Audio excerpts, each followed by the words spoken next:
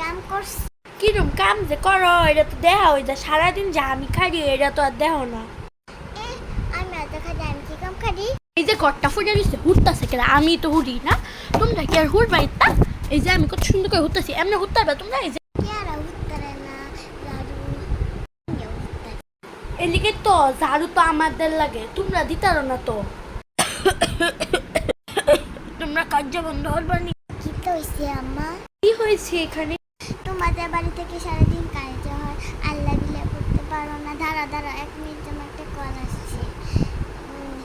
দাঁড়া দাঁড়া আল্লাহ কি হয়েছে কিছু খারো কিভাবে কিভাবে কেমনে